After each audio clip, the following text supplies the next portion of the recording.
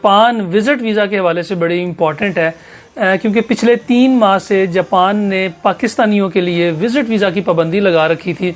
उसकी वजह ये थी कि जापान एम्बेसी इतनी ज़्यादा एप्लीकेशंस को प्रॉपर हैंडल नहीं कर पा रही थी, उनके पास इतना स्टाफ नहीं था। उस वजह से मिसमैनेजमेंट हो रही थी और जो वीज़ा एप्लीकेशंस थी और जो एप्लीकेंट्स थे, जो जेन्युइन एप्लीकेंट्स थे, जिनके पास इन्विटेशंस थे, जो बिजनेस वीज़ा के ऊपर जाना चाह रहे थे, स्टडी वीज़ा के ऊपर जाना चाह रहे थे, वर्क परमिट के ऊपर जाना चाह रहे थे, उन लोगों के वीज़ाज भी प्रोसेस नहीं हो पा रहे थे, क्योंकि डेली सिर्फ 100 एप्लीकेशंस ले रही थी जापान एम्बेसी और ये खुद डायरेक्टली डील कर रहे थे एप्लीकेंट्स के साथ। तो डिप्लोमेटिक एनक्लेव में बहुत ज़्यादा रश हो जाता था, ऊपर से इनकी वीज़ा फीस भी नहीं थी, तो उस वजह से बेतहाशा मिसमैनेजमेंट्स हो रही थी। लेकिन अभी अच्छी खबर यह है कि आज से यानी कि 1 अप्रैल से जापान ने अपनी वीज़ा एप्लीकेशंस दोबारा लेना स्टार्ट कर दी हैं, लेकिन बेहतर मैनेजमेंट के साथ, जो कि हम भी पहले इनको सजेस्ट कर रहे थे कि डायरेक्ट एप्लीकेशंस आप एम्बेसी के अंदर ना लें, किसी ड्रॉप बॉक्स के थ्रू आप ले लें। तो अभी इनका जो एग्रीमेंट है वो VFS के साथ हो चुका है। अब जापान की जो वीज़ा एप्लीकेशंस हैं वो भी VFS के थ्रू होंगी अप्लाई। जिस तरीके से आप शेंजन का या UK का या कनाडा का प्रोसेस करवाते हैं VFS के थ्रू, इसी तरीके से अब जापान का भी सारा प्रोसेस VFS के थ्रू हुआ करेगा। और ये पाकिस्तानियों के लिए बहुत ही आसान होगा। सिंपल ये है कि आपने VFS की अपॉइंटमेंट लेनी है और आपने VFS की जो सर्विस चार्जेस हैं, तकरीबन 7 से 8 हज़ार रुपए इनके सर्विस चार्जेस होंगे, बस आपने वो पे करने हैं और जापान का वीज़ा आपने अप्लाई कर देना है। तो वीडियो का एंड तक देखिएगा ताकि मैं आपको डिटेल में बता सकूं कि जापान का विजिट वीज़ा अप्लाई करने के लिए कौन कौन से डॉक्यूमेंट्स चाहिए और किस तरीके से आप अप्लाई कर सकते हैं। और ख़ुद भी आप घर बैठे भी इसको अप्लाई कर सकते हैं। आपको इसके लिए किसी कंसल्टेंट की ज़रूरत नहीं है, किसी ट्रैवल एजेंट की ज़रूरत नहीं है। आप बड़े आराम से घर बैठ के इस वीज़ा एप्लीकेशन फॉर्म को फिल कर सकते हैं और इसके साथ जो रिक्वायरमेंट है उनको लगा के आप सीधा VFS के ऑफिस जाएँ और अपनी फाइल सबमिट करवा के आ जाएँ। तो जिन दोस्तों ने अभी तक चैनल को सब्सक्राइब नहीं किया, चैनल को ज़रूर सब्सक्राइब कर लें, बेल आइकन को ज़रूर प्रेस कर दें ताकि ऐसी इन्फॉर्मेटिव वीडियोस आपको टाइम पे मिलती रहें।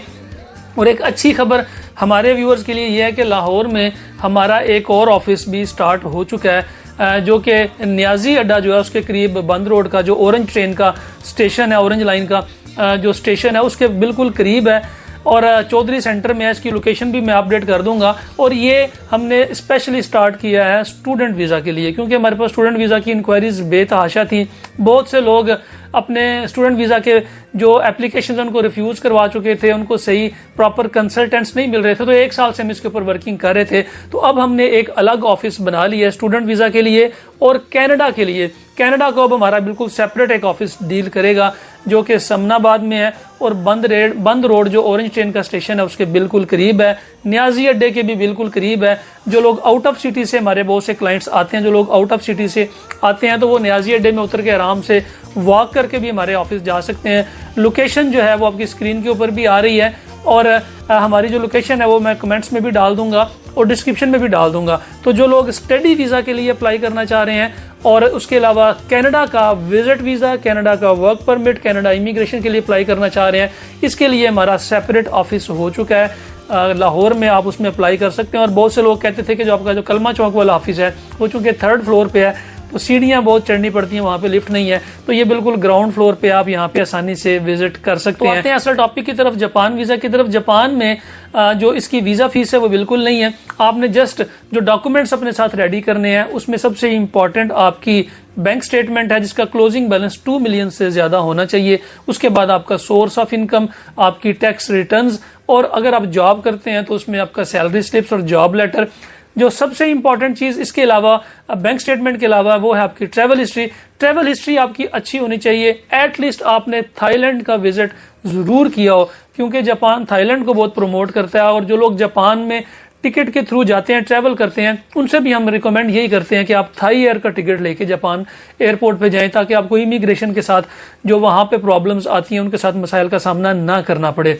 आपकी बैंक स्टेटमेंट होगी, आपका सोर्स ऑफ इनकम हो गया, आपकी ट्रैवल हिस्ट्री होगी, बाकी आपकी एक आईडी कार्ड की कॉपी लगेगी, आपकी पिक्चर वाइट बैकग्राउंड में लगेगी जिसका साइज 2 इंच बाई 2 इंच होना चाहिए, और आपके अगर मैरिड हैं तो उसका FRC लग जाएगी, MRC लग जाएगी। यही मेन डॉक्यूमेंट्स हैं जो कि अप्लाई करने के लिए जरूरी हैं। इसके अलावा आप ये डॉक्यूमेंट्स इकट्ठे करके आपने इनकी वेबसाइट के ऊपर जाना है, वहां से अपने वीजा एप्लीकेशन फॉर्म डाउनलोड करना है, उस फॉर्म को आप ऑनलाइन खुद भी फिल कर सकते हैं। वो फॉर्म फिल करने के बाद आपने ट्रैवल प्लान लगाना है कि आप जापान में कौन कौन सी जगह देखना चाहते हैं और कितने दिन आप स्टे करेंगे, उसके हवाले से आपके पास उतना बजट मौजूद है या नहीं है।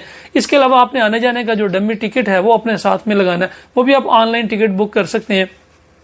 आपने ऑनलाइन टिकट लगा लिया, अपना ट्रैवल प्लान लगा लिया, वीजा एप्लीकेशन फॉर्म लगा लिया, साथ में अपने पासपोर्ट आईडी कार्ड तस्वीरें लगा ली, बैंक स्टेटमेंट और सोर्स ऑफ इनकम लगा के अपने वीएफएस के ऑफिस पहुंच जाना है और वहां पे जाके अपनी वीजा एप्लीकेशन फॉर्म जो है वो अपने सबमिट करवाना है। ये बहुत ही आसान है, मुश्किल नहीं है। इसमें ट्रैवल प्लान के लिए आपको प्रॉब्लम आ सकती है, उसमें आप किसी भी कंसल्टेंट की मदद ले सकते हैं, खुद भी आप ऑनलाइन ट्रैवल प्लान बना सकते हैं। टिकट के लिए आपको ऑनलाइन बहुत सारी वेबसाइट्स हैं जिसमें आप ऑनलाइन टिकट भी बुक कर सकते हैं। आप ये सारा प्रोसेस खुद भी घर बैठे कर सकते हैं। अगर आपको समझ नहीं आती या आप इसमें प्रोफेशनल असिस्टेंस लेना चाह रहे हैं, हेल्प लेना चाह रहे हैं, तो उसके लिए स्क्रीन के ऊपर हमारे नंबर्स आ रहे हैं। आप इन नंबर्स के ऊपर कांटेक्ट करके जापान के बारे में सारी इंफॉर्मेशन ले सकते हैं और जापान विजिट कर सकते हैं। जापान का वीजा जो है वो यूएसए और कनाडा और ऑस्ट्रेलिया के एक लेवल का वीजा, अगर आपके पासपोर्ट पर जापान का वीजा स्टिकर हो जाता है और आप जापान विजिट कर सकते हैं, तो उसके बाद आपके लिए यूएसए और कनाडा का वीजा लेना बहुत आसान हो जाता है। तो जो लोग जापान में इंटरेस्टेड हैं, जापान में हमारी सर्विसेज लेना चाह रहे हैं, स्क्रीन के ऊपर नंबर्स आ रहे हैं। कनाडा में इंटरेस्टेड हैं, कनाडा के विजिट वीजा के लिए, वर्क परमिट के लिए, इमिग्रेशन के लिए, इसके अलावा स्टूडेंट वीजा के लिए, तो आप इन नंबर्स के ऊपर कांटेक्ट कर सकते हैं। फिलहाल के लिए इतना ही। अपना और अपने साथ रहने वालों का खास ख्याल रखिएगा, अपने इस चैनल का भी। मुझे दें इजाजत। अल्लाह हाफिज।